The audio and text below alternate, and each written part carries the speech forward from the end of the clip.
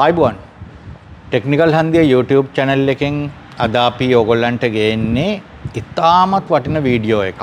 ඒ තමයි මේ එල්නිනෝ තත්ත්වයටත් ඉතාමත් වටින මේ ජල කළමනාකරණය කියන එකට ඉතාමත්ම වටින වීඩියෝ එකක් තමයි. ඒ තමයි මේ ප්‍රෙෂර් පම්ප් ගැන. හරි. ඉතින් ඔයගොල්ලෝගෙන් අපි කාරණිකව ඉල්ලන්නේ අපේ channel එක subscribe කරන්න, share කරන්න, අවශ්‍ය දේවල් comment කරන්න. එහෙම කළා අපිට සහයෝගය දක්වන්න. අපි ලස්සන වීඩියෝ ටිකක් ඔයගොල්ලන්ට මේ විශේෂයෙන්ම එල්නිනෝ එක කේන්ද්‍ර කරගෙන ජල කළමනාකරණ කටයුතු වලට අවශ්‍ය වෙන වීඩියෝ අපි ගොඩක් ගේන්න බලාපොරොත්තු වෙනවා. ඉතින් දැන් අපි ප්‍රෙෂර් පම්ප් ගැන කතා කරනකොට අපිට මේ සාමාන්‍යයෙන් අපි ලිං වලින් වතුර ඇද ගන්නාල් පොම්පම තමයි අපි ප්‍රෙෂර් පම්ප් සඳහාත් පාවිච්චි කරන්නේ. ඒ කියන්නේ ප්‍රෙෂර් පම්පයක් කියලා කියන්නේ අපේ සාමාන්‍ය පවතින ජල පීඩනය වැඩි කරගන්න භාවිතා කරන පොම්ප් එකට අපි ප්‍රෙෂර් පම්ප් කියලා කියනවා. එතකොට ඒ පොම්පම තමයි අපි ලිං වලින් මේ වතුර ඇද ගන්න වගේ වැඩවලටත් පාවිච්චි කරන්නේ එම පොම්පේම තමයි. එතකොට මේ ප්‍රෙෂර් පම්ප් එකකට මේ ජල පොම්පයක් පාවිච්චි කරනකොට වොටර් පම්ප් එකක් මේ එක ප්‍රමාණ වලින් එක වර්ග වලින් තියෙනවා. මේ පොඩි ප්‍රමාණ වලින්. එතකොට නමුත් ප්‍රෙෂර් පම්ප් එකක් විදියට පොම්පයක් පාවිච්චි කරනකොට මම ඔයගොල්ලන්ට ඉතා කාරුණිකව කියනවා මේ පොඩි පොම්ප ගන්න එපා. නොයෙකුත් ආකාරයේ පොඩි පොම්ප ඇවිල්ලා තියෙනවා. ඒව ගන්න එපා. අපිට අවශ්‍ය වෙන ජල පීඩනය වැඩි කර ගැනීමේ කටයුතු සඳහා. ඒ කියන්නේ වෝටර් ප්‍රෙෂර් එක වැඩි කර ගැනීම සඳහා ඒව පාවිච්චි කරන්න. මොකද රිපෙයාර් එකක් කරගන්න ලේසි නෑ. ඒ කියන්නේ ලෙඩ දෙනව වැඩි රිපෙයාර් කරගන්න ලේසි නෑ. මේ ලොකු පොම්ප ගන්න. දැන් මෙන්න මේ පොම්පෙත් හොඳ නෑ. මේ පොඩි පොම්පෙත් ඒ සාමාන්‍ය ප්‍රෙෂර් පම්පයක් වශයෙන් පාවිච්චි කරනකොට කරදරයි. මෙන්න මේ තියෙනවා හෝස් පවර් වලින් මයින්වන හෝස් පවර් මේ ඔක්කොම අඟල හෝස් පවර් භාගේ හෝස් පවර් 3 කාල හෝස් පවර් 1 කියන ඒවා තමයි අපි සාමාන්‍ය ප්‍රෙෂර් පම්ප් සඳහා අපි රෙකමන්ඩ් කරන්නේ ඒවා භාවිතා කරන්න. ඒතර ප්‍රෙෂර් පම්ප් භාවිතය කරන්නේ මොන වගේ දේවල් වලටද? අපිට විශේෂයෙන් වෙලා තියෙන අද බහුලව පාවිච්චි වෙන මේ කතාව වෙන මොහොත වෙනකොට නාන කාමරවල තියෙන මේ වතුර පීඩනය වැඩි කර ගැනීම සඳහා ගොඩාක් නාන කාමරවල වතුර පීඩනය අඩුයි. එතකොට ඒකට අපි ප්‍රෙෂර් පම්ප් එකක් භාවිතා කරනවා. අපි ප්‍රෙෂර් පම්ප් එකකින් ප්‍රෙෂර් කරන්න ඕන වතුර සාමාන්‍යයෙන් බාර් 2කට වගේ අඩු නම් බාර් 2ක් කියන පීඩනය මඩින එක කියන්නේ බාර් කියලා කියන්නේ. ඒකට බාර් 2කට වඩා අඩු නම් තමයි අපි ප්‍රෙෂර් පම්ප් එකක් පාවිච්චි කරන්න ඕන. ඉතින් සාමාන්‍යයෙන් අපි ගත්තොත් බාර් 1ට හෝ 1 අඩුවෙන් තමයි සාමාන්‍යයෙන් ගොඩක් වෙලාවට ගෙවල් වලට වතුර එන්නේ. ඒ විශේෂ හේතුව තමයි වෝටර් ටැංක් එකක් උඩ තියලා වහලේ ස්ලැබ් කෑල්ලක් උඩ තියලා වතුර ගන්නකොට පීඩනය ඉතා අඩු මට්ටමක තියෙනවා. හැබැයි දැන් මේ වෙනකොට වෝටර් බෝඩ් එකෙන් එන ලයින් එක සාමාන්‍යයෙන් ප්‍රෙෂර් එක බාර් 2කට වඩා වැඩි. එතකොට ඕගොල්ලන්ට ගොඩක් වෙලාවට මේ නාන කාමරවල ප්‍රශ්න එන්නේ නැහැ. මොකද ඒක පීඩනය තියෙනවා.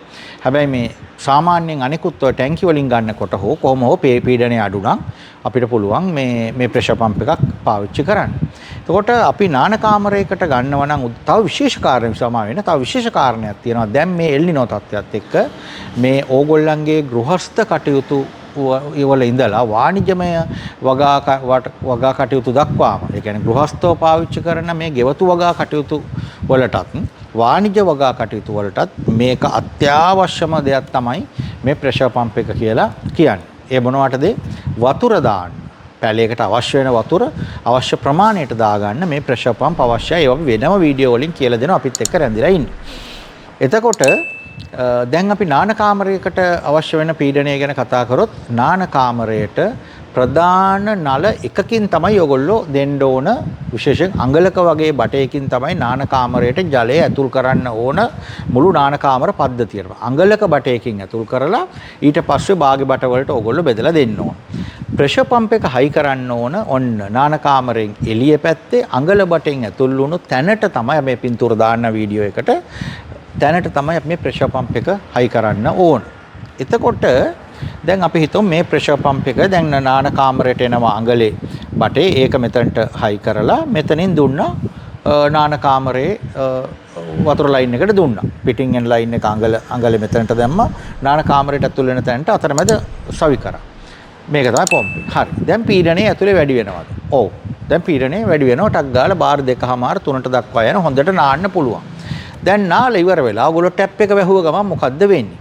ටැප් එක වැහුව ගමන් වෙන දේ තමයි මෙන්න මේ පම්ප් එක එක්ක පම්ප් එක පිච්චෙනවා. එක්ක වෝටර් සීල් එක යනවා. එහෙම නැත්නම් මේ බට පුපුරනවා. මොකද මේ පම්ප් එක වැඩ. ඔන්න ඔය ප්‍රශ්නෙට තමයි විසඳුමක් හොයලා තියෙනවා. මෙන්න මේ ඔටෝමැටික් ප්‍රෙෂර් කන්ට්‍රෝල් යුනිට් එක කියලා මේ පොඩි යුනිට් එකක් හයි කරනවා මෙන්න මෙතනට. හරි මෙන්න යුනිට් එක. මේ වගේ යුනිට්ස් තියෙනවා ගොඩාක් වර්ග තියෙනවා. එක එක වර්ග තියෙනවා. එස්ලෝන් ලගෙත් තියෙනවා, ඉන්කෝ ලගෙත් තියෙනවා. ගොඩාක් වර්ග තියෙනවා. මේවා හොඳ මේවා විතරයි අපි ගන්නෙ. ඉතින් මේ තියෙන්නේ යුනිට් එකක්. මේ එක යුනිට් එක. ඉතින් මෙන්න මේ යුනිට් එක අපි සවි කරනවා මෙන්න මෙතනට. හරිද? සවි කර ගමන් වෙන්නේ මොකද්ද? අපි සවි කරන්න ඊළඟට පෙන්නන්නම්. සවි කර ගමන්ම වෙන්නේ මොකද්ද? මෙතනින් අපි ගන්නවා නාන කාමරයට වතුර යන ලයින් එක. ඔය ටැප් එක බාත්රූම් එකේ වහපු ගමන්ම ඔටෝමැටිකලි පීඩනය වැඩි වෙනකොටම පොම්පෙට පීඩනය වැඩි වෙනකොට මෙයා ඕෆ් කරනවා. ඒක තමයි තියෙන මේකේ තියෙන වටිනාම කෑල්ල. එතකොට කිසිම ප්‍රශ්නයක් නැහැ. ඔයා ටැප් එක වැහුවාම මේ යුනිට් එකෙන් ඒ ප්‍රෙෂර් එක අඳුරගෙන ඒ ප්‍රෙෂර් එක වැඩි වෙනකොට මෙයා ඕෆ් කරනවා. මෙයා ඕෆ් කරලා මෝටරෙත් ඕෆ් වෙනවා. එතකොට ආපහු එයා ටැප් එක අරිනකොටම ටක් ගාලා එතන පීඩනයේ වතුර ඉල්ලනකොටම මෝටරේ ඔන් කරලා දෙනවා. මෝටරය ඔන් සහ ඕෆ් කිරීමේ කටයුත්ත විතරයි මේ ප්‍රෙෂර් පම්ප් කන්ට්‍රෝල් යුනිට් එකෙන් කරන්නේ.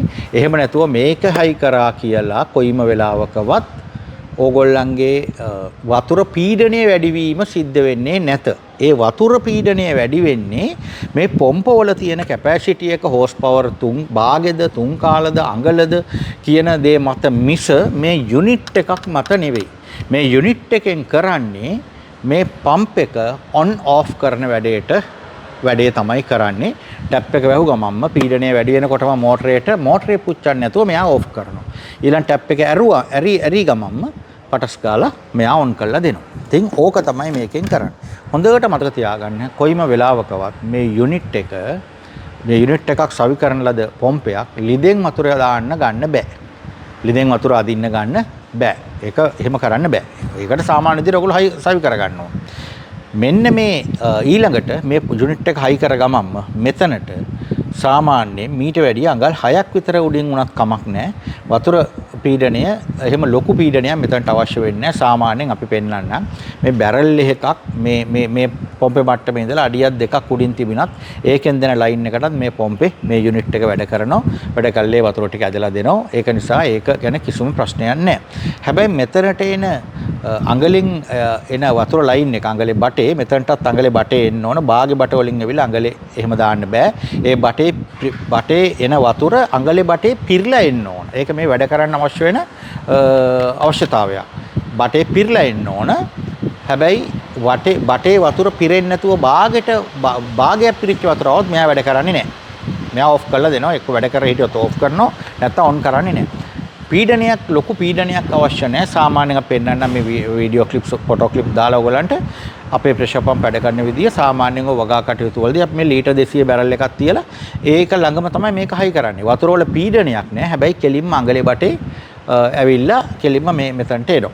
එතකොට ඒක නිසා විශේෂ පීඩනයක් ඕනේ මේක වැඩ කරන්න. ඒ මම පෙන්නන්නම්. ඒ පොඩි පීඩනයටත් වැඩ කරනවා. ඉතින් ඕක තමයි ප්‍රෙෂර් පම්ප් ගැන වාට අපිට කියන්න තියෙන්නේ. අපි පෙන්නන්නම් ඊළඟට කොහොමද ප්‍රෙෂර් පම්ප් යුනිට් එකක් ෆිට කරන්න කියලා. අපි ඒක බලමු ඊළඟ ක්ලිප් එකේ.